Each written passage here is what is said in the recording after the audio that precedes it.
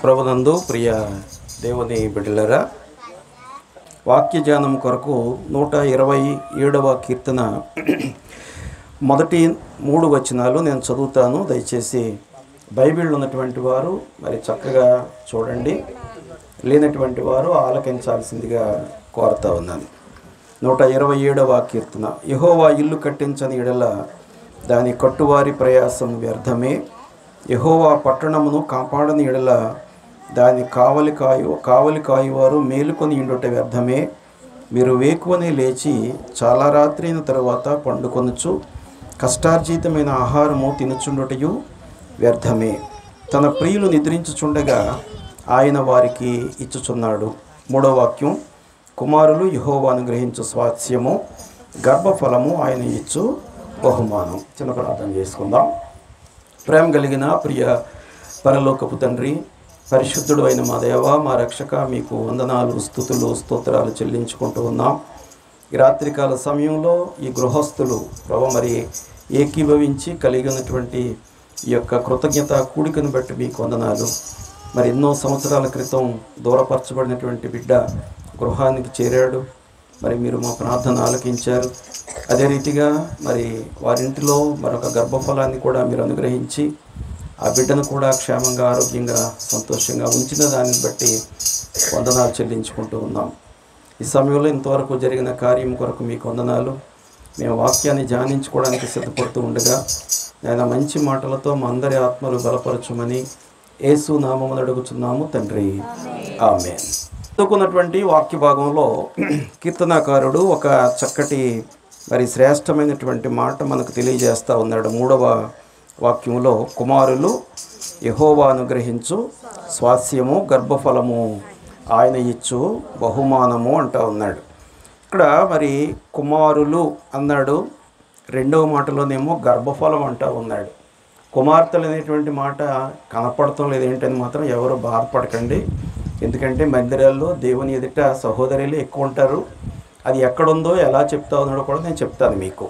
ఇక్కడ కుమారులు అనేటువంటి మాట అనాది కాలం నుంచి కూడా మరి ధర్మశాస్త్రంలో ఉన్నటువంటి ఆ యొక్క ఆనవాయితీ ప్రకారంగా ఇక్కడ భక్తుడు చేసినటువంటి ఆ గొప్ప ప్రార్థన మరి కుమారులు అనేటువంటి మాటతోటి మొదలుపెట్టి అదే వచనం 2వ భాగంలో గర్భఫలం అంటూ ఉన్నాడు. అనగా గర్భఫలంలో కుమారులు ఉంటారు, కుమార్తెలు కూడా ఉంటారు. కాబట్టి ఈ ఇద్దరికీ సంబంధించినటువంటి మరి మాట చెప్తూ అది ఒక బహుమానము అంటూ ఉన్నాడు. అనగా గర్భఫలం అనేటువంటిది మరి దేవుని ద్వారా మానవులకు ఇవ్వబడేటువంటి ఒక బహుమతి. అనేక మంది బైబిల్లో కూడా మరి అనేక సంవత్సరాల పాటు పిల్లలు లేకుండా మరి గొడ్రాళ్ళుగా బ్రతికినటువంటి వాళ్ళు ఉన్నారు. అయితే వారందరూ కూడా దేవుని దగ్గర ప్రార్థన చేసుకొని ఆ ప్రార్థనకు ప్రతిఫలంగా మరి చక్కటి గర్భఫలాలు పొందుకున్నటువంటి వారుగా ఉన్నారు. ఆ గర్భఫలాలు వాళ్ళు పొందుకున్న తర్వాత మరి దానికి వారు ఏమైతే మొక్కుబడి చేసుకున్నారో ఆ మొక్కుబడి కూడా ఖచ్చితంగా దేవుని ఎదుట మరి మందిరంలో వాళ్ళు సమర్పించుకొని దేవుని నామాన్ని మహిమపరిచినటువంటి వారుగా ఉంటూ ఉన్నారు. ఇక్కడ కుమారులు అనగా మరి మనకి ఇంగ్లీష్లో చిల్డ్రన్ అంటే పిల్లలు లేక సంతానము లేక సంతు. కాబట్టి తెలుగులోకి వచ్చేసరికి ఆ మాట అన్నారు, కానీ ఇంగ్లీష్లో చిల్డ్రన్ కాబట్టి పిల్లలు, మగపిల్లలు ఉన్నారు, ఆడపిల్లలు కూడా ఉంటా ఉన్నారు. ఎవరు పుట్టినప్పటికీ కూడా అది దేవుని ద్వారా మనకు వచ్చిన ఒక బహుమానం. ఈ బహుమతిని మనకు ఎవరైనా ఒక పందెంలో మనం నెగ్గినప్పుడు ఎవరైనా మనకు ఒక బహుమతి ఇస్తే ఆ బహుమతిని మనం చాలా జాగ్రత్తగా దాచుకుంటాం. ఎంత జాగ్రత్తగా దాచుకుంటామని అంటే ఎవరైనా వచ్చినప్పుడు దాన్ని బయటకు తీసి మరి వాళ్ళకి చూపిస్తాము తప్ప మిగిలినటువంటి సమయం అంతా కూడా దాన్ని లోపలే పెట్టి మరి జాగ్రత్తగా మనం దాన్ని భద్రపరుచుకుంటూ ఉంటాం. ఇక్కడ మరొక్కసారి మనం జ్ఞాపకం చేసుకున్నట్టయితే కుమారులు అనేటువంటి మాట బైబిల్లో చాలాసార్లు ఉంది. అనేకమైనటువంటి సార్లు ఈ మాట మరి తెలియచేయబడినట్టుగా కనపడుతూ ఉంది. ఎందుచేతంటే కుమారులు అనేటువంటి మాటలో కుమార్తెలు కూడా ఇమిడి ఉంటారు. అయితే మనకి ఇంగ్లీష్లోకి వచ్చేసరికి ఉమెన్ అంటారు. ఉమెన్ అంటే స్త్రీని ఉమెన్ అంటాం. అంటే ఉమెన్లో మెన్ కూడా ఉంటాడు. ఈ రెండింటికి కూడా ఎప్పుడు కూడా సహసంబంధం అనేటువంటిది భాషాపరంగా కానీ లోకపరంగా కానీ ఆత్మానుసారంగా కానీ ఈ రెండింటికి కూడా మంచి బంధం ఉంది. సో మరి అందువల్ల ఆ బంధాన్ని మరి మనం ఒకసారి మనం ఆ బంధంలో ఉన్నటువంటి ఆ యొక్క ఆంతర్యాన్ని మనం జ్ఞాపకం చేసుకున్నట్టయితే బైబిల్లో మనకి ఒక వ్యక్తి ఏలీ అనేటువంటి ఒక మరి యాజకుడు ఉన్నాడు.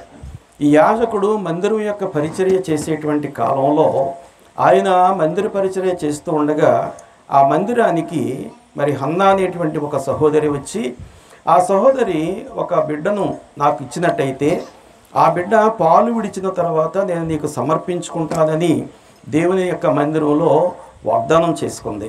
ఆ వాగ్దానం ప్రకారంగానే ఆమె ఆ బిడ్డను ఇంచుమించు మరి బైబిల్ పండితుల యొక్క ఆలోచన ప్రకారంగా ఒక 8 సంవత్సరాల పాటు జాగ్రత్తగా, ఇక్కడ ఇంచుమించు బైబిల్ పండితుల యొక్క ఆలోచన ప్రకారంగా ఉద్దేశ ప్రకారంగా ఆ సమూయేలు అనేటువంటి ఆ బిడ్డకు 8 సంవత్సరాల వయసు వచ్చిన తర్వాత మందిరానికి తీసుకొచ్చి ఏలీ గారికి అప్పగించేసింది. అప్పగించి వెళ్ళిపోయేటప్పుడు ఆ బిడ్డట కనీసం ఏడవలేదట. అమ్మా అమ్మా అనేటువంటి మాట కూడా అనకుండా ఏలీ గారి దగ్గరే ఉన్నాడు. ఎందుకంటే ఆ దినాల్లో మందిరం యొక్క నిర్మాణం కానీ యాజకునికి ఉండేటువంటి వస్త్రధారణ కానీ ఈ యొక్క బిడ్డ సమూయేలునట విపరీతంగా ఆకర్షించేసింది. ఈ ఆకర్షణలో పడిపోయి తల్లిని కూడా మర్చిపోయాడు. అనగా దేవుని యొక్క సన్నిధిలో ఉన్నప్పుడు, దేవుని యొక్క మందిరంలో మనం ఉన్నప్పుడు మరి మిగిలినటువంటి పరిసరాలన్నీ కూడా మర్చిపోవాలనేటువంటి ఒక గొప్ప సత్యాన్ని మనం సమూయేలు ద్వారా నేర్చుకోవాలి. ఈ సమూయేలు అనేటువంటి అబ్బాయి మరి ఏలీ గారు మంచం మీద పడుకొని ఉంటే సమూయేలు క్రింద పడుకొని ఉన్నాడు, ఆయన ప్రక్కనే పడుకున్నాడు. మరి రాత్రికాల సమయంలో ఒక మాట వినపడతా ఉంది, సమూయేలు సమూయేలు అని. ఆ మాట వినపడతా ఉంటే ముందు విన్నాడు కానీ ఈ మాట ఎక్కడి నుంచి వస్తుందో అని యజమానిని చూసాడు. ఇలా మరి 2 సార్లు అయిపోయింది. 3వసారి చిత్తము నీ దాసుడు ఆలకించుచున్నాడని 3వసారి చెప్పిన తర్వాత ఆయన మరి ఏలీ గారు అంటా ఉన్నాడు, ఏమనంటే దేవుడు నీకేమైతే బయలుపరిచాడో ఆ విషయాలన్నీ కూడా ఏమీ దాచుకోకుండా నాకు చెప్పు అన్నాడు. సరే, ఏం విషయాలు చెప్పాడు అనేటువంటిది అది వేరే మరి మనం ఆలోచించుకోవాలి. అయితే ఇక్కడ మనం ఏలీ మరి సమూయేలును ఒక మంచి మాటతోటి సంబోధిస్తూ ఉన్నాడు. చూడండి ఒకసారి మొదటి సమూయేలు గ్రంథం 3వ అధ్యాయం 16వ వాక్యములో అయితే ఏలీ సమూయేలు నా కుమారుడా అని సమూయేలును పిలువగా ఏమని పిలిచాడు?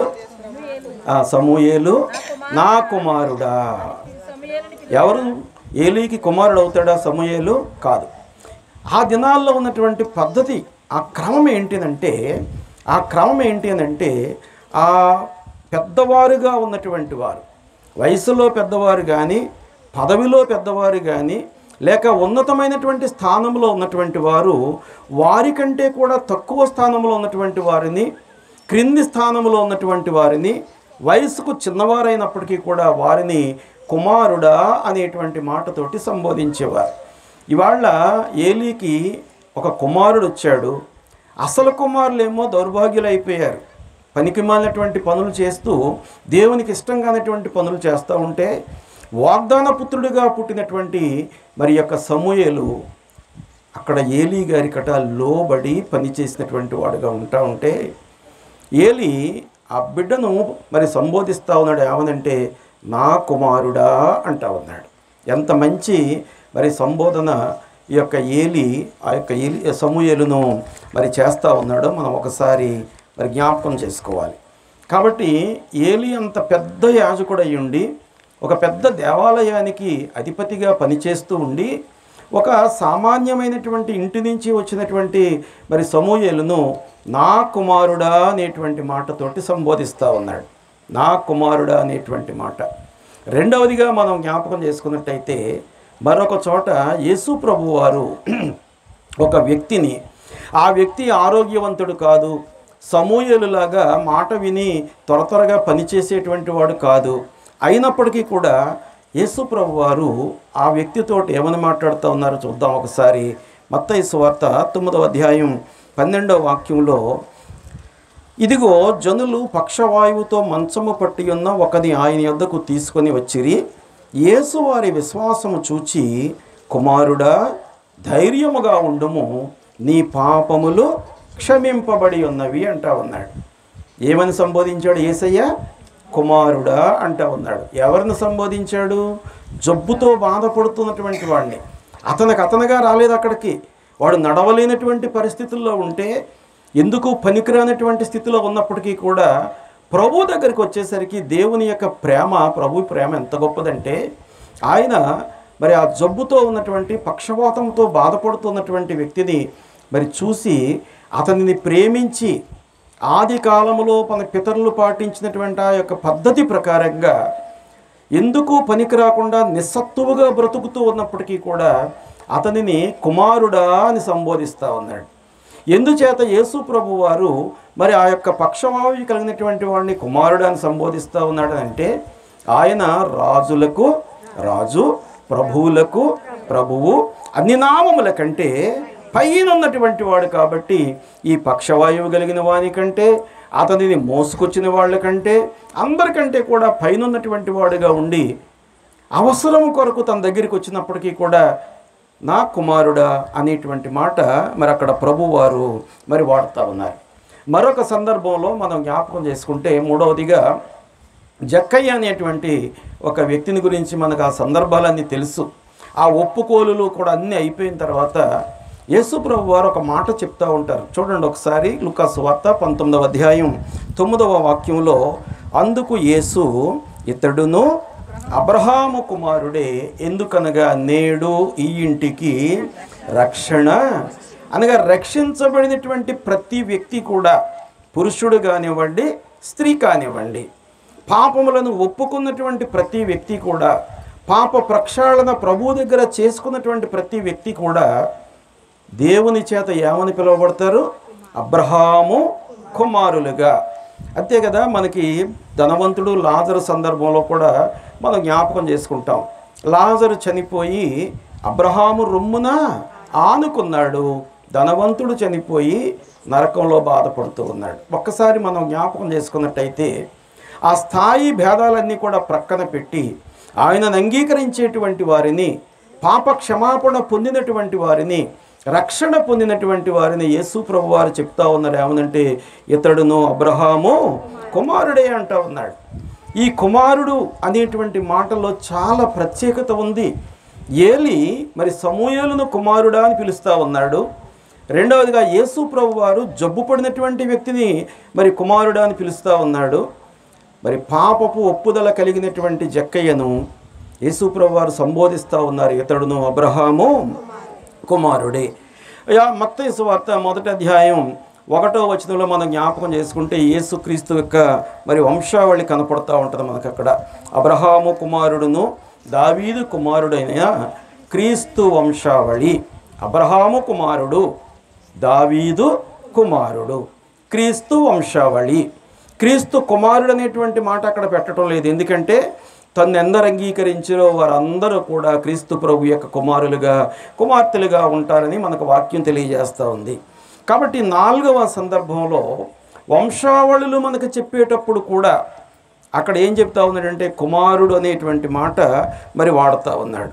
ఏలి మరి ఎదుట సమూయేలు బహు చిన్నవాడు, చాలా చిన్న వయసు ఉన్నటువంటి వాడు. ఏలి బహు వృద్ధాప్యముతో ఉన్నటువంటి వాడు. బహు వృద్ధాప్యములో ఉన్నప్పటికీ కూడా ఆ యొక్క సమూయేలులో ఉన్నటువంటి శ్రేష్టమైన ప్రవర్తన చూసి ఏలీ గారు అతనినే ఒక కుమారుడిగా అంగీకరించాడు. అంతేకాదు యేసు ప్రభు వారు జబ్బుతో ఉన్నటువంటి వారిని కూడా తన కుమారులుగా అంగీకరించడానికి ఇష్టపడుతూ ఉన్నాడు.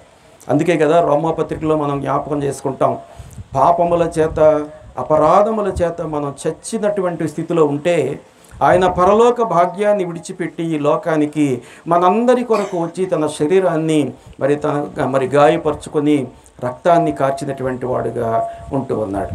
ఈ 4 సందర్భాల్లో కూడా మనం గమనించాం, కుమారుడా అనేటువంటి మాట. ఇంచుమించు బైబిల్లో ఈ కుమారుడు అనేటువంటి మాట 52 సార్లు కనపడతా ఉంటారు మనకి. ఒకసారి కాదు, 2 సార్లు కాదు, 52 సార్లు మరి కనపడుతూ ఉంటుంది. మరి కుమారుల గురించి జ్ఞాపకం చేసుకుందాం. బైబిల్ కుమార్తెల గురించి ఏం చెప్పటం లేదా మనకనంటే, కుమార్తెల గురించి కూడా చెప్తా ఉంది. ఈ కుమార్తెల గురించి చెప్పేటప్పుడు ఒక ముఖ్యమైనటువంటి ఉదాహరణ మనం జ్ఞాపకం చేసుకోవాలి. సంఖ్యాకాండంలో మనకి ఒక మంచి కుటుంబం కనపడుతూ ఉంటుంది. సంఖ్యాకాండంలో మరి సెలోపహాదు అనేటువంటి ఒక వ్యక్తి కనపడతాడు. ఈ సెలోపహాదు అనేటువంటి వాడు మోషేతో ఉన్నటువంటి సమూహంలో కాకుండా కోరహుతో ఉన్నటువంటి సమూహంలో పనిచేసేటటువంటి వాడుగా ఉండి, మరి అక్కడ మోషే అహరోనులకు ఎలియాజరుకు వ్యతిరేకంగా పనిచేస్తున్నటువంటి వాడుగా ఉండి అతను యుద్ధంలో చనిపోయాడు. ఈ సెలోపహాద్ అనేటువంటి వానికి కుమారులు లేరు, కుమార్తెలు మాత్రమే ఉన్నారు. ఒక్కళ్ళు కాదు, ఇద్దరు కాదు, ఎంతమంది? 5 కుమార్తెలు మరి ఈ సెలోపహాదుకు ఉంటే, ఈ 5 కుమార్తెలు మోషే ఎలియాజరు దగ్గరికి వచ్చి అడుగుతూ ఉన్నారు, అయ్యా మా తండ్రికి ఉన్నటువంటి పిత్రార్జితం, మాకు కుమారులు, మా ఇంట్లో మగపిల్లలు లేరు కాబట్టి మా యొక్క పితరులు ఎవరైనా తీసేసుకుంటారు, మరి మేము కూడా బ్రతకాలి కదా, మేము కూడా బ్రతకాలి అని అంటే మాకేం కావాలి? స్వాస్థ్యం కావాలి. ఆ స్వాస్థ్యం అనేటువంటిది అనగా మా తండ్రి సంపాదించినటువంటి స్వాస్థ్యాన్ని నీవు మాకు ఇప్పించాలి అని మోషే ఎలియాజరు దగ్గర అడిగితే, మోషే ప్రతి విషయాన్ని కూడా దేవుని దగ్గర కనిపెట్టకుండా ఏ పని చేసేవాడు కాదు. దేవుని దగ్గర కనిపెట్టి మాత్రమే ఏ పనికైనా ముందుకెళ్ళేటువంటి వాడు. అది ప్రజలకు అవసరమైందైనా, లేకపోతే ధనకు అవసరమైందైనా, లేకపోతే దేవుని యొక్క పనిలో చేయడానికి అవసరమైన ఏ పని అయినప్పటికీ కూడా ఈ పని చేయడానికి నేను ముందుకు వెళ్ళవచ్చా, వెళ్ళకూడదా? అదే రీతిలో ఈ యొక్క సెలోపహాదు కుమార్తెలు 5 వచ్చి మా యొక్క తండ్రి ఆస్తిని మాకు ఇచ్చేయని అడిగినప్పుడు మోషే సొంత నిర్ణయం తీసుకోలేదండి. మోషే దేవునితోటి మాట్లాడి దేవుడు ఏమైతే చెప్పాడో ఆ ప్రకారంగా ఆయన చేసినటువంటి వాడుగా ఉన్నాడు. చూడండి ఒకసారి సంఖ్యాకాండం 27వ అధ్యాయం 14వ 1వ వచనం, 4వ వచనం, 7వ వచనం వరకు. సంఖ్యాకాండం 27వ అధ్యాయం 1వ వచనం చదవండి ఎవరైనా. అమ్మా, యోసేపు కుమారుడైన మనష్షే వంశస్థులలో సెలోపహాదు కుమార్తెలు వచ్చిరి. 4వ వాక్యం అతనికి కుమారులు కలగలేదు. అతనికి కుమారులు లేనంత మాత్రము చేత మా తండ్రి పేరు అతని వంశంలో నుండి మాసిపోనేలా మా తండ్రి సహోదరులతో పాటు స్వాస్థ్యమును మాకు ఇచ్చేయని ఎవరు అడిగారు? కుమారులు లేరు అడగడానికి, కుమార్తెలే వెళ్ళారు. ఎవరి దగ్గరికి వెళ్ళి అడుగుతారు? పినతండ్రులు ఉంటారు, పెద్ద తండ్రులు ఉంటారు. వాళ్ళ దగ్గరికి వెళ్ళి అడిగితే మనకున్నటువంటి పద్ధతి ప్రకారంగా మీకు ఆస్తి రాదని చెప్తారు. అప్పటికి మరి మోషే దగ్గరికి వాళ్ళు వెళ్ళి అడగగానే మోషే దేవునితో మాట్లాడాడు. దేవునితో మాట్లాడిన తర్వాత అక్కడ చాలా చక్కటి మాట మన కొరకు తెలియజేయబడతా ఉంది. ఏమిటి ఆ మాట చూద్దాం. 4వ వాక్యం 5వ వాక్యం. తండ్రి యొక్క స్వాస్థ్యాన్ని వాళ్ళు కోరినటువంటి వారుగా ఉన్నారు. మోషే ఎలియాజరులతోటి వారి యొక్క బాధంతా వెళ్ళబోసుకున్నారు. దేవుడు ఆ వెనువెంటనే మోషే వెళ్ళి సెలోపహాదుకున్నటువంటి 5 కుమార్తెలు ఇలా అడుగుతూ ఉన్నారు వాళ్ళ ఆస్తి గురించి. నేను వారికి ఏ రకమైనటువంటి న్యాయము తీర్చాలి, ఏ రకంగా నేను వాళ్ళకి తీర్పు చేయాలని అడిగితే దేవుడు ఆ వెనువెంటనే ఒక చట్టం చేస్తూ ఉన్నాడు. ఏమిటి ఆ చట్టం? 5వ వాక్యం చదవండి ఒకసారి. అప్పుడు మోషే వారి కొరకు యెహోవా సన్నిధిని మనవి చేయగా యెహోవా మోషేకు ఎలాగు సెలవిచ్చెను, సెలోపహాదు కుమార్తెలు చెప్పినది యుక్తము. ఎవరు చెప్పిన మాట? ఇక్కడ మగవాళ్ళు ఎవరు లేరు, ఆడపిల్లలే వెళ్ళి వాళ్ళు కొందరు రావాల్సినటువంటి ఆ యొక్క స్వాస్థ్యం గురించి అడుగుతూ ఉన్నారు. దేవుడు మోషేతో చెప్తా ఉన్నాడు, సెలోపహాదు కుమార్తెలు ఏమైతే అడిగారో అది ఖచ్చితమైనటువంటి మాట, ఆ ప్రకారంగా నువ్వు చెయ్యి అని దేవుడు ఒక తాకీదు ఇచ్చాడు. ఈ దినాల్లో మనకి ఉన్నటువంటి ఆస్తులు ఆడపిల్లలకి మగపిల్లలకి సమానం అనేటువంటి మాట మనవాళ్ళు ఈ మధ్యకాలంలో చట్టం చేశారు. కానీ మరి మన బైబిల్ ప్రకారంగా వేల సంవత్సరాల క్రితమే మోషే ద్వారా దేవుడైన యెహోవా ఈ చట్టాన్ని చేశాడు. ఎంత స్వాస్థ్యం ఉన్నప్పటికీ కూడా అది సమానంగానే పంచుకొని తీరాలి అనేటువంటి మాట. ఇంకా చదువుతాను కిందకి. వారి తండ్రి సహోదరులతో పాటు వారి ఆధీనము చేసి వారి తండ్రి స్వాస్థ్యమును వారికి అందచేయవలెను. అడిగారు. అడిగిన వెంటనే మోషే తనకు తానుగా నిర్ణయం తీసుకోలేదు, దేవుని దగ్గర కనిపెట్టాడు. మనం కూడా అలవాటు చేసుకోవాలి. ఏంటంటే ప్రతి విషయంలో కూడా దేవుని దగ్గర మనం కనిపెట్టాలి. ఏ విషయమైనప్పటికీ కూడా మనం అనేక సందర్భాల్లో చెప్పుకుంటూ ఉంటాం. ఏమంటే ఒక స్త్రీకి 10 వెండి నాణ్యాలు ఉంటే ఆ వెండి నాణ్యాల్లో ఒక నాణ్యం పోయింది. ఒక యజమానికి 100 గొర్రెలుంటే ఒక గొర్రె తప్పిపోయింది, వెళ్ళిపోయింది. ఈ వెళ్ళిపోయినటువంటి గొర్రె దొరికినప్పుడు తన స్నేహితులను పిలిచి అతడు సంతోషింపడా? ఇది మరి ఆ సహోదరి ఇదే కలిగి ఉంది. మరి కుటుంబీకులను, బంధువర్గాన్ని, ప్రతి ఒక్కరిని పిలిచి సంతోషపడతా ఉంది. రెండవ అంశముగా మనం జ్ఞాపకం చేసుకుంటే మరి మొదటి స్థాయిలో మొదటిసారి బిడ్డను కోల్పోయినటువంటి ఆ చిన్న కుటుంబం ఎంత వేదన పడ్డారో, ఎంత బాధపడ్డారో. ఆ బిడ్డ తల్లిదండ్రులు ప్రార్థన చేశారు, మరి ఈ బిడ్డ తల్లి ప్రార్థన చేసింది. మరి దానికంటే ముఖ్యంగా సంఘం అంతా కూడా ఏకీభవించి ప్రార్థన చేయగా ముందున్నటువంటి స్థాయి కంటే కూడా ఆ తదుపరి స్థాయి మరింత శ్రేష్టమైనటువంటి ఫలాన్ని మరి దేవుడు వారికి ఇచ్చినటువంటి వాడుగా ఉన్నాడు. ప్రార్థన అనేటువంటిది దేవుని దగ్గర మనం అడిగితే గనక ఆయన ఖచ్చితంగా మనకు మేలే చేస్తాడు తప్ప ఇప్పుడు కూడా కీడు చేసేవాడు కానే కాదు. సమస్త విషయాల్లో, సమస్త అవసరాల్లో కూడా ఆయన మనకు మరి మేలు చేస్తాడు. మోషే దేవుని దగ్గర విన్నవించగా దేవుడు మోషేకు ఒకటే మాట చెప్తా ఉన్నాడు, సెలోపహాదు కుమార్తెలు చెప్పినది యుక్తము. అంతే, అదే చట్టం. ఒకే ఒక మరి సెంటెన్స్, ఒకే ఒక లైన్లో దేవుడు ఒక చట్టాన్ని చేసి మరి ఇచ్చినటువంటి వాడుగా కనపడుతూ ఉన్నాడు. ఎవరు ఈ సెలోపహాదు కుమార్తెలు అంటే చూడండి, ఆ కింద మధ్యలోనే ఉంటుంది మహాలా, తర్వాత నోయా, హోగ్లా, మిల్కా, తీర్సా.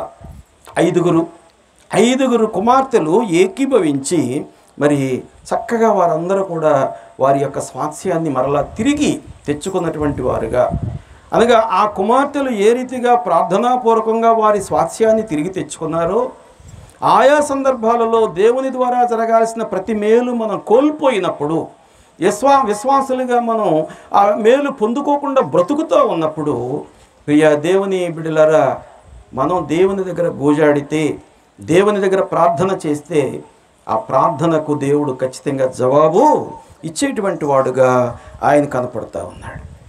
ఇంకా ఇక్కడ మనం సెలోపహాదు కుమార్తెల గురించి జ్ఞాపకం చేసుకున్నాం. కుమార్తెలు అనేటువంటి సందర్భంలో రెండవదిగా పేతురు గారు కూడా మరొక సందర్భాన్ని చెప్తా ఉన్నాడు. యేసుప్రభు వారు జక్కయ్యను గూర్చి ఏ రీతిగా అయితే ఇతడునో అబ్రహాము కుమారుడే అంటా ఉన్నాడో, నేడు ఇంటికి రక్షణ వచ్చిందని యేసయ్య చెప్పాడో, పేతురు గారు కూడా అలాంటి ఒక ఉదాహరణ చెప్తా ఉన్నాడు. మొదటి పేతురు పత్రిక 3వ అధ్యాయం 6వ వాక్యంలో,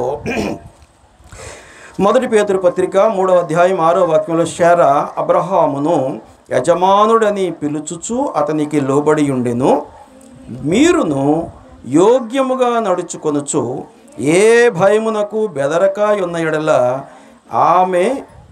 ఆమెకు పిల్లలు అగుదురు.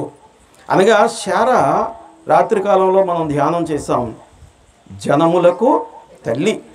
ఈ జనములకు తల్లిగా ఉన్నటువంటి శారా యొక్క కుటుంబంలో మనం చేరాలి అని అంటే, శారాతో పాటుగా మనం ఆ సహవాసాన్ని పంచుకోవాలని అంటే, ప్రియా దేవుని బిడ్డలారా, శారా ఏ రీతిగా అయితే తన యజమానికి లోబడిందో, మరి మనమందరం కూడా మన యజమాని అయినటువంటి యేసు ప్రభువుకు నిరంతరము లోబడి పనిచేయాలి. విశ్వాసులమని చెప్పుకుంటే లోబడినట్టు కాదు, మందిరానికి వచ్చేస్తే లోబడినట్టు కాదు, లేకపోతే పరిచర్యలో భాగస్థులంగా ఉంటే లోబడినట్టు కాదు. క్రియల చేత దేవుని యొక్క మహిమను అనేక మందికి మనం బయలుపరచగలిగితే, ప్రియా దేవుని బిడ్డలారా, మనందరం కూడా లేక సంఘం అంతా కూడా ఏ జాబితాలోకి వెళ్తుంది? శారా పిల్లల జాబితాలోకి మరి చేరేటువంటి వారుగా, అనగా ఆత్మ సంబంధమైనటువంటి వారసత్వం.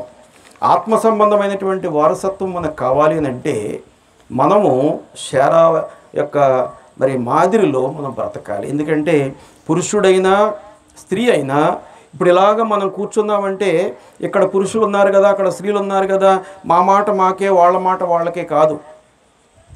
మనమందరం కూడా ఒక సంఘముగా చేరున్నాం. ఇక్కడ సంఘం అనేటువంటిది పెండ్లి కుమార్తె అయితే, ఇదిగో పెండ్లి కుమారుడు రేపు రాబోయే కాలంలో ఆయన మరి సంతోషంగా మనల్ని తీసుకెళ్ళడానికి వచ్చేటువంటి స్థితిలో మనందరం కూడా శ్రేష్టమైన మంచి సిద్ధపాటును మరి కలిగి ఉండాలి అని వాక్యము ద్వారా మనం ఈ దినాన బోధించబడతా ఉన్నాం. కాబట్టి శారా పిల్లలుగా బ్రతకాలి అంటే అది అంత సామాన్యమైనటువంటి స్థితి కాదు. యజమానికి లోబడాలి. లోకంలో ఒకవేళ స్త్రీలు తమ భర్తలు యజమానులకు లోబడతారు, సంతోషమే. లోబడకపోతే కుటుంబం నాశనమే, నష్టమే. ఒక భర్త వాడు ఎలాంటి వాడైనప్పటికీ కూడా అతనికి లోబడి మాత్రమే స్త్రీ ఉండాలి. సంఘము కూడా క్రీస్తు ప్రభువుకు లోబడాలి. ఎందుచేత అది ముడతైన కళంకమైన లేకుండా ఉండాలి అని ఆయన స్వరక్తము చేత సంఘాన్ని సంపాదించుకున్నటువంటి వాడుగా ఉంటూ ఉన్నాడు.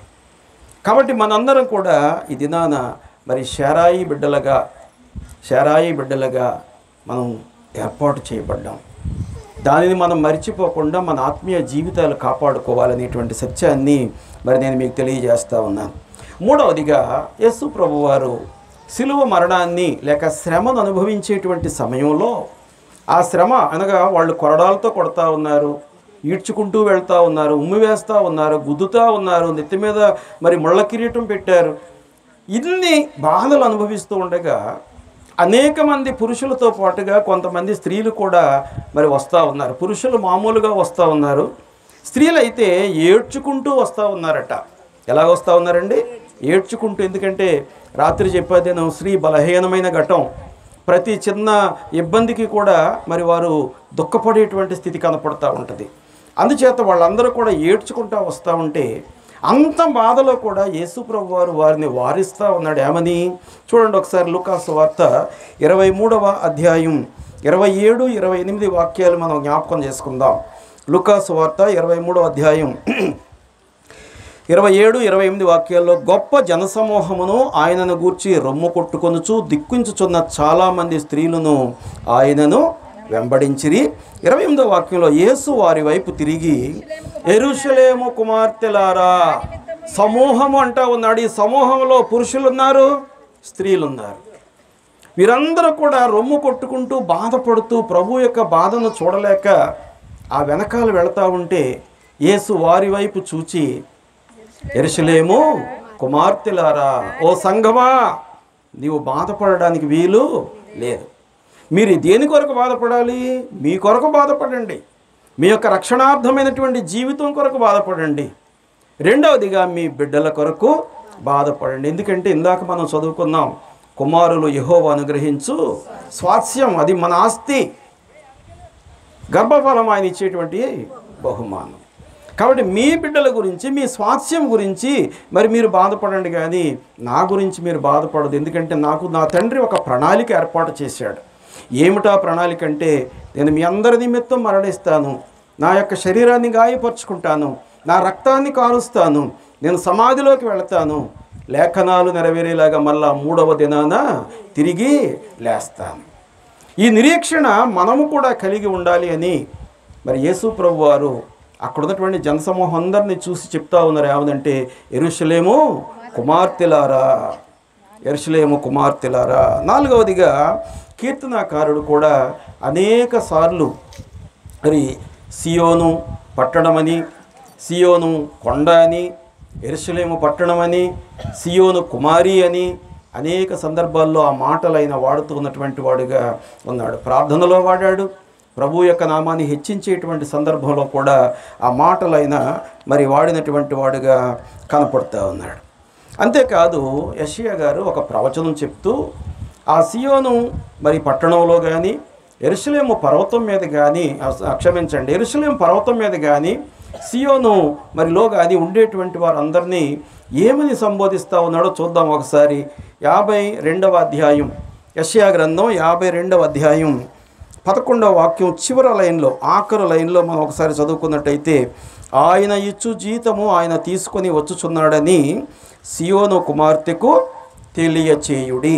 యెషయా గ్రంథం 52వ అధ్యాయం 11వ వాక్యం చివరి భాగంలో, చివరి లైన్లో ఆయన జీతం ఆయన తీసుకొని వస్తున్నాడటండి. ఎవరి కొరకు? సంఘము కొరకు, విశ్వాసుల కొరకు. ఎవరైతే నమ్మినారో, ఎవరైతే పాపక్షమాపణ పొందారో, ఎవరైతే రక్షించబడ్డారో వారందరూ కూడా ఏ రీతిగా జీవించారో ఆయన బేరీజు వేసుకొని ఎవరి జీతాన్ని వాళ్ళకి ఇవ్వడానికి ఆయన వస్తూ ఉన్నాడట. ఎలాగ వస్తూ ఉన్నాడు ఆయన? సియోను కుమార్తెకు తెలియచేయడు, అనగా సంఘానికి తెలియచేయమని చెప్తా ఉన్నాడు. ఆ దినాల్లో ఇశ్రాయేలు ప్రజలతో మాట్లాడినటువంటి దేవుడు ఇవాళ నీతో, నాతో, మనందరితో, ఈ కుటుంబీకులతో కూడా మాట్లాడుతూ ఉన్నాడు. ఏమనంటే ఆయన జీతం ఇవ్వడానికి సిద్ధంగా ఉన్నాడు. మనందరినీ కూడా కనిపెడతా ఉన్నాడు. మన ప్రతి అంశాన్ని కూడా ఆయన దగ్గర ఉన్నటువంటి పుస్తకంలో లిఖించుకుంటా ఉన్నాడు. మాకు చిన్నప్పుడు సండే స్కూల్లో మరి ఒక మాట చెప్తా ఉండేవారు, రే మీరు పాపం చేశారంటే దేవుడు పుస్తకంలో రాసేస్తాడంటే.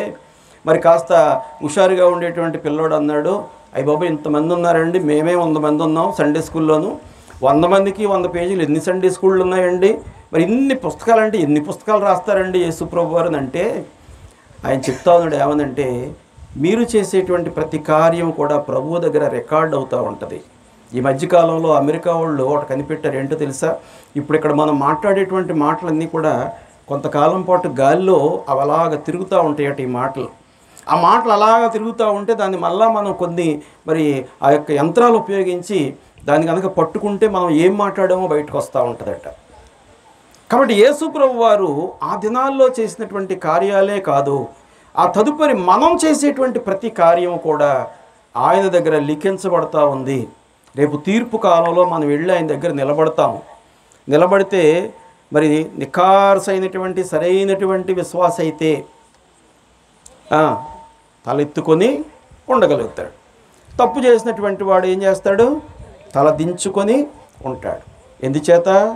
ఎందుచేత పాపము చేసినటువంటి వాడు ఆయన ఎదుట నిలవబడ్డానికి అర్హత ఉండదు. కాబట్టి ప్రియ దేవుని బిడ్డలారా, వాక్యం తెలియజేస్తూ ఉంది, నా జీతాన్ని సియోను కుమార్తెకు నేను ఇస్తాను, సంఘానికి ఇవ్వడానికి నేను ఇష్టపడతా ఉన్నాను. కాబట్టి మనందరం కూడా అలాంటి సిద్ధపాటును మనం కలిగి మరి ఉండాలని నేను వాక్యం ద్వారా తెలియజేస్తూ ఉన్నాను. ఇప్పుడు మనం కుమారుల గురించి తెలుసుకుందాం, కుమార్తెల గురించి 4 మాటలు విన్నాం. మరి వీళ్ళందరినీ కూడా యోహాను గారు క్రోడీకరించి ఒకే ఒక మాటతో సంబోధిస్తూ ఉన్నాడు. యోహాను సువార్త 1వ అధ్యాయం 12వ వాక్యం. యోహాను సువార్త 1వ అధ్యాయం 12వ వాక్యంలో, తన్ను ఎందరు అంగీకరించిరో వారికి అందరికీ, అనగా తన నామమును నందు విశ్వాసం ఉంచిన వారికి దేవుని పిల్లలగుటకు ఆయన అధికారం అనుగ్రహించెను. ఇప్పుడు మన అందరం ఎవరు? నీకు ఎంత వయసు ఉన్నప్పటికీ కూడా, సంసోన్ గారు ఇక్కడ మన అందరికంటే పెద్ద వయసు ఆయనకి. ఆయన యేసుప్రభుకి ఎవరైనా పిల్లోడే. ఇదిగో ఇప్పుడు పుట్టినటువంటి రాజు కొడుకు చిన్నోడు అందరికంటే, వాడు కూడా యేసుప్రభుకి పిల్లవాడే. కాబట్టి మనందరం కూడా ఆయన పిల్లలుగా ఉన్నాం. ఆయన పిల్లలు అంటే మన దగ్గర ఒక అధికారం ఉంది. మా అధికారం ఏమిటిదంటే ఆయన దగ్గర స్వాస్థ్యములో మనం చేరటానికి ఆయన మనల్ని ఏర్పాటు చేసుకున్నటువంటి వాడుగా ఆయన ఉంటూ ఉన్నాడు. మరి దేవుని పిల్లలుగా మనం ఉండాలి అంటే ఏం చేయాలో పేతురు గారు చెప్తా ఉన్నాడు. ఇది రక్షించబడినటువంటి వారికి సంతోషమే కానీ రక్షణ లేనటువంటి వారి కొరకు నేను ఈ మాట చెప్తా ఉన్నాను. అపోస్తుల కార్యాల గ్రంథం 2వ అధ్యాయం 38, 39 వాక్యాలు ఎవరైనా చదువుతారా ఒకసారి? అపోస్తుల కార్యాల గ్రంథం 2వ అధ్యాయం 38, 39 వాక్యాలు.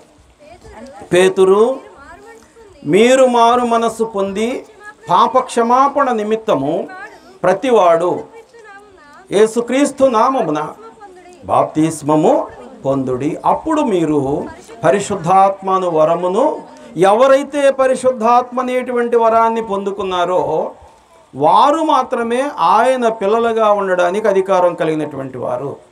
ఆయన పిల్లలుగా అధికారం ఉన్నటువంటి వారికి మాత్రమే ఆయనతో పాటుగా సహవాసములో పాలు పంచుకొని ఆయన ఇచ్చేటువంటి ఆ జీతాన్ని తీసుకునేటువంటి అర్హత ఉంటుంది.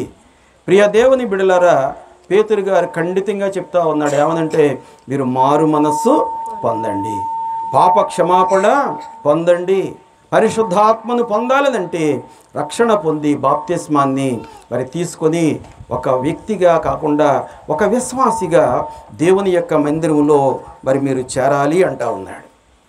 కుమారుల గురించి చూసాం, కుమార్తెల గురించి చూసాం. మరి అసలు చదువుకున్నటువంటి వాక్య భాగంలో ఏమంటా ఉన్నాడు? కుమారులు యెహోవాను గ్రహించు స్వాస్యము. కాబట్టి ఈ స్వాస్యాన్ని ఈ లోక సంబంధమైనటువంటి తల్లిదండ్రులంగా మనం దేవుడిచ్చిన ఒక బహుమతిగా స్వీకరించాలి, ఒక బహుమానంగా స్వీకరించాలి.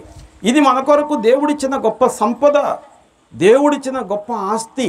ఒక బిడ్డే కావచ్చు, ఇద్దరు బిడ్డలు కావచ్చు, ముగ్గురు కావచ్చు, మా సూరిబాబులాగా నలుగురు బిడ్డలైనా ఉండొచ్చు. ఎంతమంది ఉన్నప్పటికీ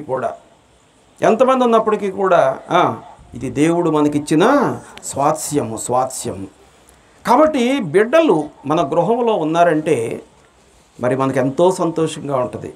వాళ్ళు ఇల్లంతా పాడు చేస్తూ ఉన్నప్పటికీ కూడా మనం సంతోషపడతా ఉంటాం, అంతే కదా. ఇల్లు పాడు చేసినప్పటికీ కూడా మనం వద్దని చెప్పినా వాళ్ళు పాడు చేస్తారు, చాలా సంతోషపడతాం. ఎందుకంటే వారు లేకపోతే ఆ సంతోషము లేదు. ఇస్సాకు అని అబ్రహాం అనేటువంటి ఒక దైవజనుడు ఉన్నాడు. ఈ అబ్రహాముకు దేవుడు వాగ్దానం చేశాడు. వాగ్దానం చేసి నీకు కుమారుణ్ణి ఇస్తాను, వాగ్దాన పుత్రుడిని ఇస్తాను, అతని యొక్క సంతానము ఇసుక రేణువుల్లాగా ఆకాశంలో ఉన్న నక్షత్రాల్లాగా విస్తరించిపోతుంది అని దేవుడు ఆ వాగ్దానం చేసి మరి అబ్రహాముతోట 25 సంవత్సరాలు గ్యాప్ ఇచ్చాడటండి. ఎంతకాలం? 25 సంవత్సరాలు గ్యాప్ ఇచ్చాడు. మనం ఆగుతామా? ఆగం. విశాఖపట్నం వెళ్తాం, లేకపోతే ఇంకోటి ఏదోకి వెళ్తాం, లేకపోతే హైదరాబాద్కి వెళ్తాం, IVFకి వెళ్ళిపోతాం, ఏమేమో చేస్తూ ఉంటాం. ఎక్కడికి వెళ్ళలేదండి అబ్రహాం గారు. ఎందుచేత? అబ్రహాము దేవుని నమ్మెను, ఆయన అది అతనికి నీతిగా ఎంచబడెను. నమ్మాడంతే. స్వరాన్ని విన్నాడు, నమ్మాడు, ఆ ప్రకారంగా కనిపెట్టాడు. ఈ మధ్యకాలంలో మరి మన శారాక్కయ్య గారు చిన్న తప్పుడు పని చేసింది, కానీ ఆ కలహం ఇంకా జరుగుతూనే ఉంది వాళ్ళకి. ఏమైనప్పటికీ కూడా వాగ్దాన పుత్రుడు పుట్టిన తర్వాత రాత్రికాల సమయంలో చెప్పాను, 318 మంది పనివాళ్ళు ఉండేవారటండి అబ్రహాం గారి ఇంట్లోనూ. ఒకళ్ళు కాదు, ఇద్దరు కాదు, ముగ్గురు కాదు, ఎంతమంది? ఈ రోజుల్లో మనం ఒక పని మనిషిని మెయింటైన్ చేయాలంటే, ఇద్దరిని మెయింటైన్ చేయాలంటేనే మనకు తలప్రాణం తోక్కొస్తుంది. ఎంతమంది ఉన్నారు ఆయన దగ్గర?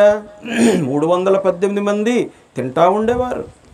మరి ఆ గొర్రెలు వధించుకొని చక్కగా వండుకొని తినేవారు, రొట్టెలు అన్నీ తినేవారు. కానీ ఎవరి దగ్గర కూడా నవ్వు లేదు.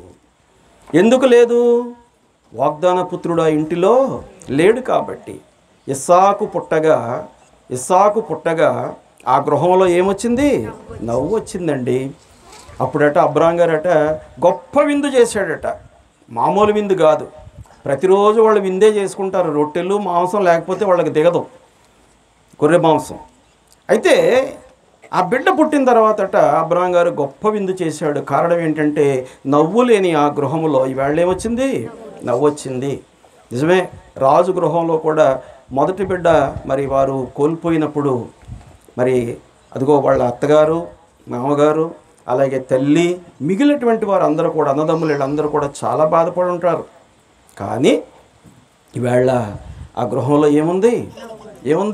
సత్యనారాయణ గారు ఉందా? నవ్వుందా? ఏంటి సార్, ఏంటి మనోడు చూడండి, మంచి తెల్లగా ఉన్నాడు, కయ్యం అంటున్నాడు అక్కడ. Right, very good. కాబట్టి మనం కోల్పోయినటువంటి దాన్ని దేవుని దగ్గర పొందుకోవాలనంటే మనం ఏం చేయాలి? కనిపెట్టాలి అంతే. ఇవాళ ప్రార్థన చేసి రేపు జరగలేదని దేవుని మీద నేరం వేస్తే కనుక జరిగేది కూడా జరగదు మనకి. ప్రియ దేవుని బిడ్డలారా, మరి ఇక్కడ పిల్లలు మనకు ఆశీర్వాదకరంగా మనం భావించాలి. అది ఒక సంపదగా మనం భావించాలి. అది మనకు దేవుడిచ్చినటువంటి ఆస్తిగా మరి మనం భావించాలి. యేసుప్రభు వారి దగ్గరికట ఒకసారి ఆ బిడ్డలందరినీ కూడా ఆశీర్వదించమని మనలాంటి తల్లిదండ్రులు పిల్లలందరినీ రెక్కబట్టుకొని తీసుకొస్తూ ఉంటే ఉన్నారు కదా 12 మంది శిష్యులు.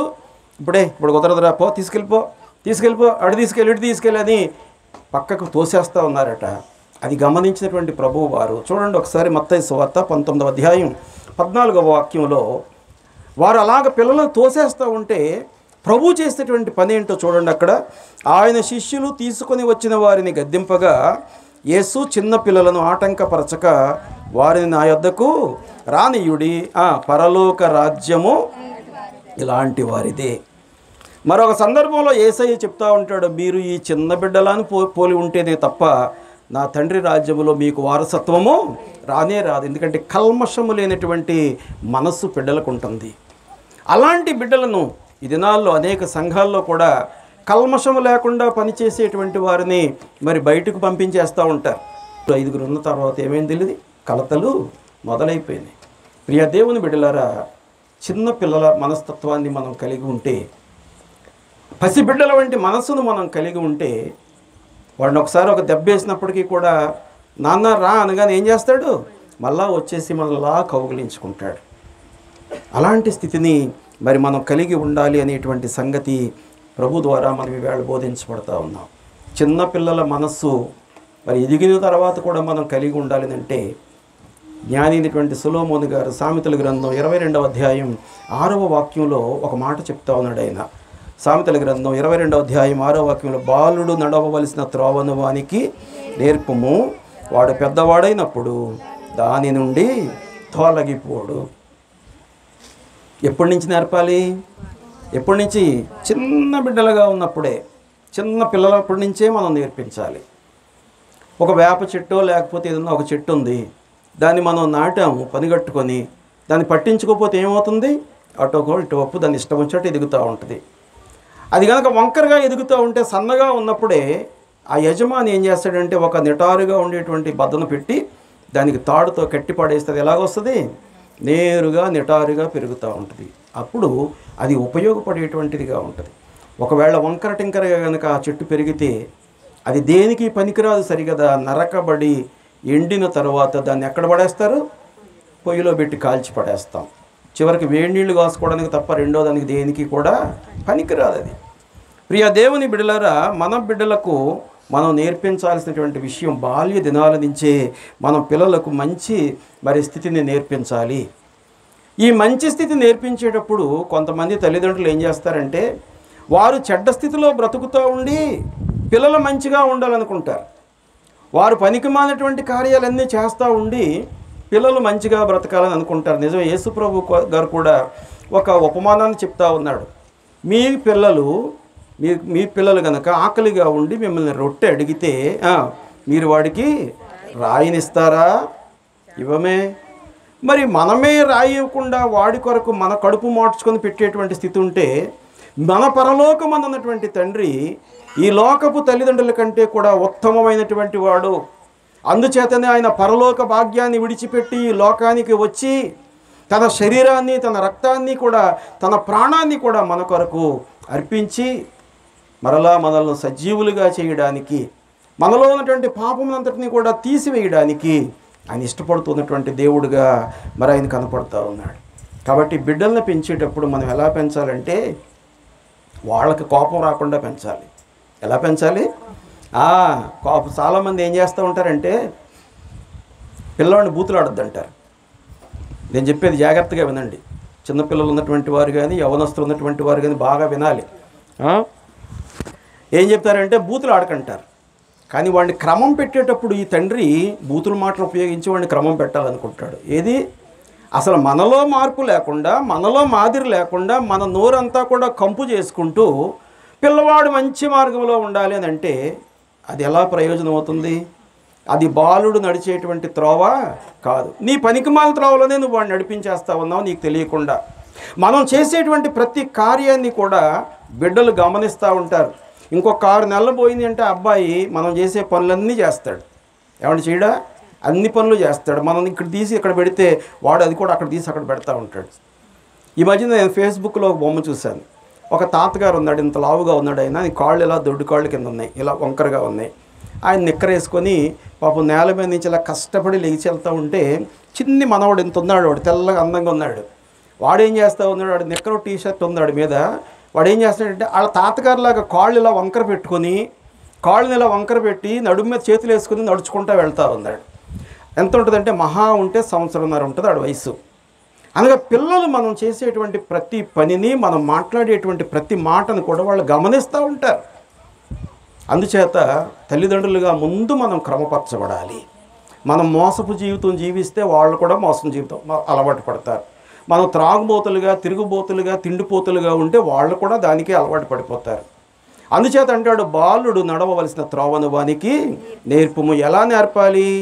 ఎఫెసీ పత్రిక 6వ అధ్యాయం 4వ వాక్యంలో, ఎఫెసీ పత్రిక 6వ అధ్యాయం 4వ వాక్యంలో, తండ్రులారా మీ పిల్లలకు కోపము రేపక ప్రభు యొక్క శిక్షలోను బోధలోను వారిని పెంచండి. ఇందాకే చెప్పాను ఆ ఉదాహరణలన్నీ కూడా. కోపం వచ్చేలాగా పిల్లల్ని మనం గద్దించకూడదు. కోపం వచ్చేలాగా గద్దించకూడదు. వాళ్ళని నమ్రతతోటి జాగ్రత్తగా చెప్పాలి. ఈ రోజుల్లో అసలు కుదరదు. ఈ రోజుల్లో మనకంటే కూడా స్పీడ్గా ఉన్నారు ఆ సెల్ ఫోన్లు ఇవి పట్టుకొని పిల్లలు. కాబట్టి జాగ్రత్తగా, మరి వారికి ఏ రకమైనటువంటి మానసిక ఒత్తిడి లేకుండా ప్రభు మార్గములో, మంచి మార్గములో మనం బిడ్డలు నడిపించుకోగలిగితే, ప్రియ దేవుని బిడ్డలారా, వారు శ్రేష్టమైనటువంటి రీతిలో మరి వాళ్ళు ముందుకెళ్తారు. దేవుడైన యెహోవా దావీదు కుమారుడైనటువంటి సొలొమోనునట బహుగా దీవించాడు. ఆయన ప్రాథమికమైనటువంటి ప్రథమ దినాల్లో మరి దేవుని యందు విపరీతమైన భయభక్తులు కలిగి జీవించాడు. దేవునికి భయపడినటువంటి వాడుగా ఉన్నాడు. ఇన్ని మంచి కార్యాలు చేసినటువంటి ఈ వ్యక్తి రాజ్యం అంతా స్థిరపరచబడిన తర్వాత దేవునితో ఉన్నటువంటి సంబంధాన్ని కాస్త ప్రక్కన పెట్టి, దేవునితో ఉన్నటువంటి ఆ సంబంధాన్ని దూరపరుచుకొని ఆయన చెడు సహవాసాలకు అలవాటు పడిపోయి తన యొక్క ఆత్మీయ జీవితాన్ని మరి పాడు చేసుకున్నటువంటి వాడుగా ఉన్నాడు. చూడండి, మొదటి రాజుల గ్రంథం 11వ అధ్యాయం 1వ వాక్యం మొదటి భాగంలో, మొదటి రాజుల గ్రంథం 11వ అధ్యాయం 1వ వాక్యం మొదటి భాగంలో, మోయాబీయులు, ఎదోమీయులు, అమ్మోనీయులు, సిదోనీయులు, హిత్తీయులు అను జనులు మీ హృదయములను తమ దేవతల తట్టు తిప్పుదురు గనుక వారితో సహవాసము చేయకూడదనియు, వారిని మీతో సహవాసము చేయకూడదనియు చేయకూడదనియు యెహోవా ఇశ్రాయేలీయులకు, అనగా పనికి మాలినటువంటి విగ్రహారాధన చేసేటువంటి వారు మోయాబీయులు, అమోనీయులు, ఇంకా మిగిలినటువంటి సిదోనీయులు, హిత్తీయులు, వీళ్ళందరూ కూడా బహు బలాఢ్యులుగా ఉండి అన్యదేవత ఆరాధన చేసి నిజదేవుణ్ణి మరిచిపోయినటువంటి వారుగా ఉంటే, ఈ సొలొమోను గారికి మరి చక్కగా మరి అంతా స్థిరపడిన తర్వాత కొత్త కొత్త కోరికలు వచ్చేసినాయి. 700 మంది ఏమో భార్యలు కావాల్సి వచ్చారట, 300 మంది ఏమో ఉపపత్నులు కావాల్సి వచ్చారట. ఏమైపోయింది? జీవితం నాశనం అయిపోయింది. దుష్టుడిగా ఎప్పుడైతే మారిపోయాడో, దుష్టుల మార్గము నాశనమునకు నడుపును. బుర్ర పని చేయనటువంటి వాడుగా తయారైపోయాడు. ప్రియ దేవుని బిడ్డలారా, తండ్రి ఎంతో మంచి మార్గం నేర్పించాడు. కానీ ఎదిగిన తర్వాత, ఆ తండ్రి మరణించిన తర్వాత, రాజ్యమంతా కూడా స్థిరపరచబడిన తర్వాత, మనం కూడా అంత అన్నీ సంతోషంగా ఉన్న తర్వాత మనకు అన్నీ దయచేసిన దేవుణ్ణే మర్చిపోతాం. మనం దేవుణ్ణే మర్చిపోతాం. ఇచ్చాడేంటి, నా కష్టంతో నేను వచ్చాను, నా బుద్ధి బలంతో నేను వచ్చాను తప్ప ఆయన ఏం చేశాడు? ఆయన ఆరోగ్యం ఇవ్వకపోతే నువ్వేం చేసుకుంటావు? ఆయన నీకు ఒక నడిపింపకపోతే నువ్వేం చేస్తావు? ప్రియ దేవుని బిడ్డలారా, మరి రాజులు సహితము వారి యొక్క అక్రమమైనటువంటి మార్గంలో పాడైపోతున్నారు. అందుచేత మన బిడ్డలను మనము వాక్యానుసారముగా దేవునికి ఇష్టమైనటువంటి రీతిలో మరి మనం పెంచాలి. మన పిల్లల్ని కనుక మంచి మార్గంలో పెంచితే తరతరాలు వాళ్ళు ఆశీర్వదించబడతారు. అంతేకాదు, ఇందాక మనం చదువుకున్నటువంటి వాక్య భాగంలో 127వ కీర్తన 4వ వాక్యంలో మనం జ్ఞాపకం చేసుకుంటే, 127వ కీర్తన 4వ వాక్యంలో, యవన కాలమందు పుట్టిన కుమారులు బలవంతుని చేతిలోని బాణముల వంటి వారు కదా. మరి యవ్వన కాలంలో పుట్టిన పిల్లలనంటే ఏదో లాస్ట్ ఇయర్ పెళ్ళైతే ఈవేళ పిల్లలు పుట్టారు యవనస్తులకు, అది కాదండి. అది కాదు. ఎప్పుడు పుట్టాలి? పుట్టడం అనగా తిరిగి జన్మించటం. ఇక్కడ మనం అర్థం చేసుకోవాల్సిన విషయం ఏంటంటే, యవ్వన ప్రాయములోనే, అనగా బాల్య దినాలలో నువ్వు మంచి నడవడిక కలిగి జీవిస్తే, నీ బిడ్డలను మంచి నడవడికలో పెంచితే, వారి యవ్వన ప్రాయం వచ్చేసరికి వాళ్ళు ఏమవుతారంటే రక్షించబడతారు. అందుకే మనకి సండే స్కూల్లో కూడా సిలబస్ ఉంటుంది. సిలబస్ 5 నుంచి 15 సంవత్సరాలు వచ్చేలోపు ఆ సిలబస్ అంతా వాళ్ళు చదువుతూ ఉంటే సండే స్కూల్లో 15 సంవత్సరాలు వచ్చేసరికి నేను రక్షణ తీసుకుంటాను, నేను బాప్తిసం తీసుకుంటానని ఆ బిడ్డే వచ్చి సాక్ష్యం చెప్తాడు. ఇక్కడ అదే చెప్తా ఉన్నాడు, యవన కాలమందు పుట్టిన వారట బలవంతుని చేతిలోని బాణముల వంటి వారు. అనగా యవన కాలంలో యేసు ప్రభువుని నీ సొంత రక్షకుడుగా నువ్వు అంగీకరించాలి. అంగీకరించేలాగా నీ బిడ్డలను నువ్వు పెంచాలి. ఆ రీతిగా నువ్వు పెంచగలిగితే ప్రియ దేవుని బిడ్డలారా, వారు ఎలాగుంటారంటే విశ్వాసములో, ఆత్మీయతలో బలమైనటువంటి రీతిలో ఎదిగేటువంటి వారుగా ఉంటారు. ఎందుచేత బాల్య దినాల నుంచే మనం ప్రభువుని కలిగి ఉండాలి.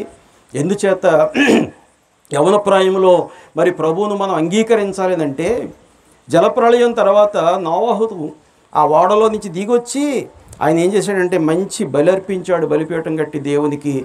ఆయన ఇంపైన సువాసనగా దాన్ని ఆఘ్రాణించాడు. ఇదిగో ఇప్పుడు నోవహుతో మాట్లాడుతూ ఉన్నాడు. చూడండి ఒకసారి ఆదికాండం 8వ అధ్యాయం 21వ వాక్యంలో, అప్పుడు యెహోవా ఇంపైన సువాసనను ఆఘ్రాణించి, ఇక మీదట నరులను బట్టి భూమిని మరలా శపించను, ఎందుకనగా నరుల హృదయాలోచన వారి బాల్యము నుండి ఎలాగుందట, బాల్యము నుండి. అందుకే నీ బాల్య దినముల యందే నీ సృష్టికర్తను స్మరణకు తెచ్చుకోమంటా ఉన్నాడు ప్రసంగి గారు. ఆయన మరి దేవునితోటి నడిచిన వాడుగా ఉన్నాడు, కానీ తప్పు మార్గంలో వెళ్ళిన తర్వాత బుద్ధి వచ్చింది. ఎలాగొచ్చింది? చిన్న కుమారుడికి బుద్ధి వచ్చిందట. ఏమొచ్చింది? అయితే అతనికి బుద్ధి వచ్చినప్పుడు, నా తండ్రి అంటే అనేక మందికి ఆహారం ఉంది, నేనైతే ఇక్కడ ఆకలికి చచ్చిపోతా ఉన్నాను. ఇందాక సునీల్ని నేను అడిగాను, ఏమిరా బాబు ఏమైపోయావు, ఎక్కడున్నావు, మీ ఇంట్లో అందరూ బెంగతోటి ఉన్నారంటే, నేను 6 సంవత్సరాలు అయింది సార్ వెళ్ళి. 6 సంవత్సరాల నుంచి కూడా హైదరాబాదులో ఒక చోట పని చేస్తూ ఉంటే, మాకు రావాల్సిన జీతం అంతా కూడా మా మేస్త్రి ఇంచుమించు 75 లక్షలు మా పని వాళ్ళందరికీ కూడా పట్టుకెళ్ళిపోయాడు. ఎటు మేము వెళ్ళడానికి వీలు లేక అక్కడ ఉండి మళ్ళీ అక్కడి నుంచి వరంగల్ వరకు వచ్చి కొంతకాలం పనిచేసి ఆ డబ్బులతోటి నేను మళ్ళీ అమ్మమ్మ దగ్గరికి చేరాదని చెప్తా ఉన్నాడు. ఎందుచేత ఇలాంటి కార్యాలు జరుగుతూ ఉంటాయనంటే, దేవుని యొక్క భయము బాల్య దినాల్లో నుంచి లేని సందర్భంలో ఇలాంటి గజిబిజి పనులన్నీ కూడా మరి చేస్తూ ఉంటారు. నరుల హృదయము వారి బాల్య దినాల నుంచే మరి చెడిపోయినటువంటిదిగా ఉంది. ఆ చెడిపోయినటువంటి హృదయాలు మార్చడానికే మరి యేసు ప్రభు వారి లోకానికి మరి వచ్చినటువంటి వాడుగా కనపడుతూ ఉన్నాడు. చూడండి, ఎప్పటి నుంచి మరి మనం ప్రభువుని అంగీకరించాలి. ప్రసంగి గ్రంథం 12వ అధ్యాయం 1-2 వాక్యాలు ఎవరైనా చదవండి ఒకసారి. ప్రసంగి గ్రంథం 12వ అధ్యాయం. ఆ దుర్దినములు రాకముందే, ఇప్పుడు వీటి యందు నాకు సంతోషం లేదని చెప్పు సంవత్సరములు రాకముందే నీ బాల్య దినముల యందే నీ సృష్టికర్తను స్మరణకు తెచ్చుకో. ఆ బాల్య దినాలు ఉన్నటువంటి ఆ చంటి బిడ్డకు తెలియదు. మనం నేర్పాలి అంటే, మనం నేర్పాలంటే మనం ఆ మార్గాన్ని ఎరిగి ఉండాలి. మనం ఎరగకుండా లేకపోతే ఎరిగినట్టుగా నటించేసి బ్రతికేస్తూ ఆ మార్గాన్ని మన బిడ్డలకు చెప్పకపోతే, ప్రియ దేవుని బిడ్డలారా, దానిలో చాలా నష్టం, కుటుంబమే నాశనం అవుతుంది. పిల్లల్ని పెంచేటప్పుడు మనకు ఉండాల్సినటువంటి ముఖ్యమైన లక్షణం ఏంటో తెలుసా? మనం ముందు దేవుని యందు భయభక్తులు కలిగి ఉండాలి. ఆ భయాన్ని, భక్తిని వాళ్ళకి నేర్పించాలి. రెండవదిగా పిల్లలను ఓపికతో పెంచాలి, బాధ్యతతో పెంచాలి, వాళ్ళ మీద దయ చూపిస్తూ పెంచాలి. అంతేకాదు మరి ఇంటిలో ఉన్నటువంటి వారు అందరినీ కూడా సమానంగా చూడాలి. ఒక బిడ్డను ఒక రకంగా చూడకూడదు. ఈ మధ్య నేను ఒక కార్టూన్ చూశాను. ఆ కార్టూన్లో మగపిల్లాడేమో ఏముంటుంది అది, అక్కడ సోఫాలో కూర్చొని రిమోట్ పట్టుకొని టీవీ చూస్తూ సెల్ ఫోన్ ఆడుకుంటున్నాడు. ఆడి తర్వాత పుట్టినటువంటి చిన్న పిల్ల ఒక 3 ఏళ్ళు ఉంటాయి, గట్టిగా ఉంటే, దాన్ని అంటుల దగ్గర పెట్టారు పట్టుకొచ్చి. ఆ పిల్ల చెప్తా ఉంది, అంటే నేను ఆడదాన్ని కదా అంకుల్, అందుకని నన్ను ఇలా పెట్టారు ఇక్కడ, నన్ను అంట్లు తోమన్నారు, ఎప్పటికైనా నేను అంట్లే తోముకోవాలంట. అంటే ఎవరిచ్చారు ఈ పనికి మాలినటువంటి ఆలోచన? తల్లిదండ్రులే ఇచ్చారు. అలా పెంచకూడదండి. ఆడపిల్లలైనా మగపిల్లలైనా దేవుడిచ్చిన బహుమతి. ఈ బహుమతిని మనం స్వాస్థ్యంగా ఎంచాలి. ఆ స్వాస్థ్యాన్ని మన ఆస్తిగా ఎంచాలి. ఒక ఆస్తి పత్రాన్ని నువ్వు ఎంత జాగ్రత్తగా దాచుకుంటావో, నీ బిడ్డల్ని కూడా ఈ లోక మాలిన్యం అంటుకోకుండా పెంచుకోవాలి. ఆ రీతిగా బిడ్డలను మనం పెంచుకోగలిగితే, ప్రియ దేవుని బిడ్డలారా, ఆశీర్వాద ఫలాలు, ఈ ఆశీర్వాద ఫలాలు మనం పొందాలి అంటే మన పిల్లల కొరకు మనం ఏం చేయాలి? ద్వితీయోపదేశకాండం 6వ అధ్యాయం 6-7 వాక్యాలు. 6వ అధ్యాయం 6-7 వాక్యాలు చదవండి ఎవరైనా. నేడు నేను మీకు ఆజ్ఞాపించు ఈ మాటలు ఎక్కడ ఉండాలట? దేవుని మాటలు ఎక్కడ ఉండాలి? హృదయంలో ఉండాలి. కానీ బైబిల్లో ఉన్నాయి, సంతోషమే. కానీ ఈ బైబిల్లో ఉన్నటువంటివి ఇంటికి వెళ్ళగానే ఎక్కడికి వెళ్ళిపోతాయి అంటే మన తలదిండి కిందకి వెళ్ళిపోద్ది. ఇది తలదిండి కింద బైబిల్ ఉంటుంది, కానీ మన హృదయంలోకి మాత్రం ఒక్క మాట కూడా ఎక్కించుకో. మరి మన హృదయంలోకి ఎక్కించుకోకపోతే మన పిల్లలకి ఏం చెప్తాం? మనకే తెలియకపోతే మన పిల్లలకి ఏం చెప్తాం? మనం అదే చెప్తాం, నీ హృదయంలో ఉండాలి.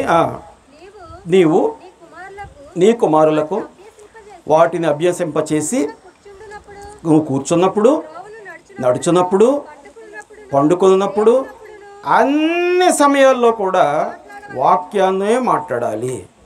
మనం ఏమి మాట్లాడినా క్లుప్తంగా ఉండాలి, ఏమి మాట్లాడినా సారముతో ఉండాలి, ఏమి మాట్లాడినా నిజమే మాట్లాడాలి, ఏమి మాట్లాడినా దేవుని నామం మహిమపడేలాగా మాట్లాడాలి తప్ప మన సొంత మాటలతో మాట్లాడడానికి వీలు లేదు. ఇదే ఇశ్రాయేలు ప్రజలతో చెప్తా ఉన్నాడు. అందుకే కీర్తనాకారుడు అంటాడు, ఆసాపు గారు ఒక కీర్తన రాశాడు, 78వ కీర్తన 4వ వాక్యంలో, యెహోవా స్తోత్ర క్రియలను, ఆయన బలమును, ఆయన చేసిన ఆశ్చర్య కార్యములను దాచకుండా వాటిని వారి పిల్లలకు మేము చెప్పేదము. అంటే దాచేస్తారన్నమాట కొన్ని విషయాలు. ఈ దినాల్లో బోధలు చేసేటువంటి పాస్టర్లు కూడా వాళ్ళ బ్రతుకు తెరువుకు సరిపడిన మాటలు చెప్తూ బ్రతికేస్తూ ఉంటారు తప్ప విశ్వాసులు కష్టపడేటువంటి మాట కానీ లేకపోతే ఖండించే మాట చెప్తే మళ్ళీ రారేమో, మాకు వచ్చే కానుకలు రావేమో అనుకొని మరి వారినట అలాగ మేగుతూ ఉంటారు. అలా మేగితే మీకు నష్టం, ఆ రీతిగా బోధించేటువంటి వాటికి రెండింతల నష్టం.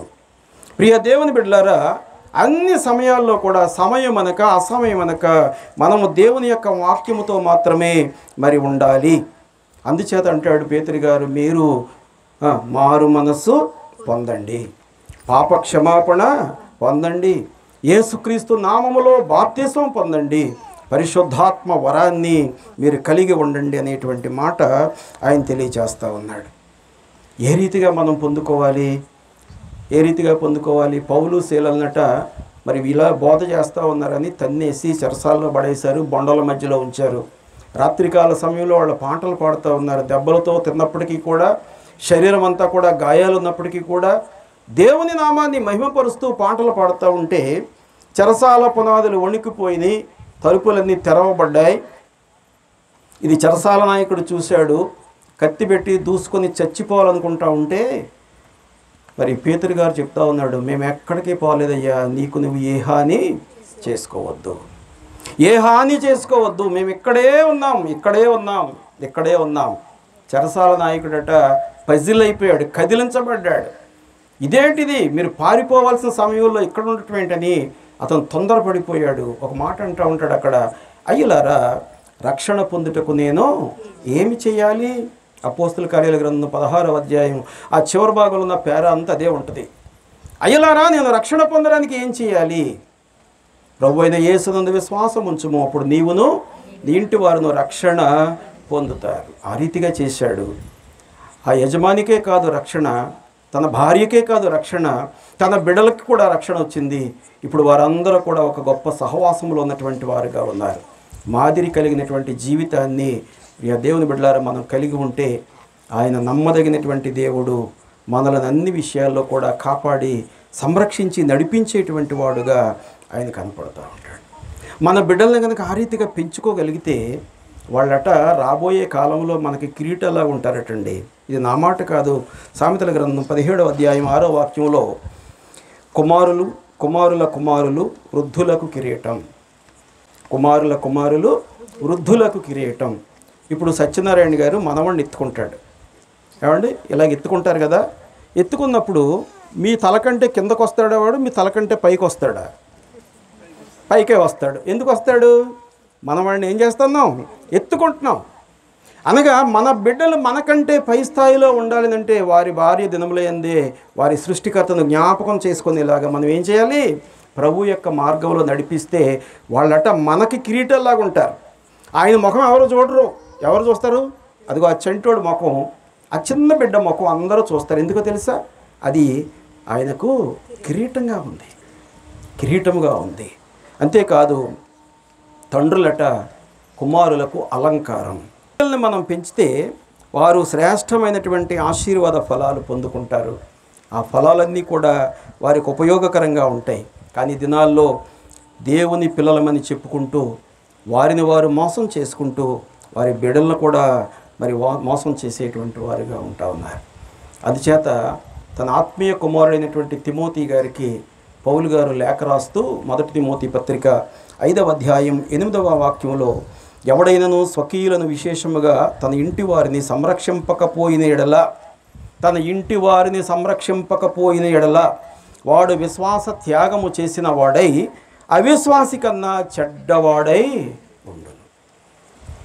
మనం అనుకుంటాం ఏమనంటే మందిరానికి వచ్చేస్తూ ఉన్నాం, మంచి కానుకలు ఇస్తూ ఉన్నాం, లేకపోతే పరిచర్య చేస్తూ ఉన్నాం, సేవకులు వస్తే ఆదరిస్తూ ఉన్నాం అనుకుంటాం. కానీ మన బిడ్డలను క్రమంగా నడిపించుకోకపోతే అలాంటి వాడట విశ్వాసాన్ని వదిలిపెట్టినటువంటి వాడితో సమానం. అలాంటి వాడు చెడ్డవాడు అనేటువంటి మాట స్పష్టంగా తెలియజేస్తూ ఉన్నాడు పౌలు గారు తిమోతి ద్వారా మనందరికీ. వాళ్ళ మరి ఏ రీతిగా మన బిడ్డలను మనం పెంచడానికి ఇష్టపడతా ఉన్నాం, ఆ రీతిగా మన బిడ్డలను క్రమమైన రీతిలో పెంచగలిగితే, చివరిగా ఒక మాట చదువుకొని ప్రార్థన చేసుకుందాం. 3వ యోహాను పత్రిక 4వ వాక్యాన్ని ఎవరైనా చదవండి ఒకసారి. 3వ యోహాను పత్రిక 4వ, నా పిల్లలు సత్యమును అనుసరించి నడుచుకొనుచున్నారని వినుట కంటే నాకు ఎక్కువ సంతోషం ఏమీ లేదు. మన పిల్లలు నమ్మకమైనటువంటి రీతిలో ఉంటే మనకి లోకంలో ఏది కూడా అక్కరలేదు, దేన్ని కూడా మనం పట్టించుకోవాల్సిన పని లేనే లేదు. ప్రియా దేవుని బిడ్డలారా, ఆ రీతిగా మనల్ని పెంచుదాం. మన కుమారులను మన కుమార్తెలను భద్రం చేసుకుందాం. మన బిడ్డలను క్రమంగా పెంచుకుంటూ వారిని ప్రభు యొక్క మార్గంలో నడిపిస్తూ ఆజ్ఞానుసారమైనటువంటి జీవితాన్ని వారికి ఇస్తూ ఆ బిడ్డలందరినీ కూడా మరి ప్రభు కొరకు మనం సిద్ధపాటు చేద్దాం. దేవుడి మాటలు దీవించును గాక. ఆమేన్.